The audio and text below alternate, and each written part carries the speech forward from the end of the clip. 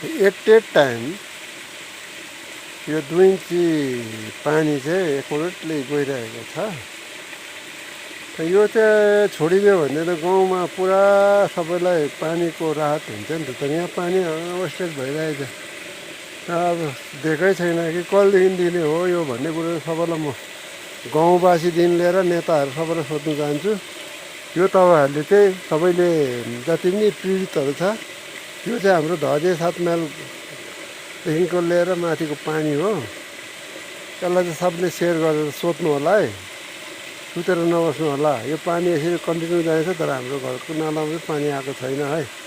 कारण चाहिँ यो के हो कसो हो कन्ट्राक्टरहरूको म दोष दिँदैन, तर अब सायद पेमेन्ट भएको छैन कि के भएको छैन कि यो चाहिँ सबैले हेर्नु यस्तो डरलाग्दो हामीले दिएको है। आफूले जनताले खाओस् भनेर चाहिँ बारीको लास्ट किनारादेखि माथिसम्मको दिएको है जग्गा जग्गा। ल के भन्नुहुन्छ कमेन्ट गर्नुहोस् कि नगर्नुहोस्। तपाईँहरूले यसो पानी जति वेस्ट जाँदैछ र घरको पायो भने सरकारले दिएको पानीलाई युज गर्नु चाहनुहुन्छ भने चाहिँ यसलाई सबैले चाहिँ एउटा गर्नुहोस्, लेख्नुहोस् केही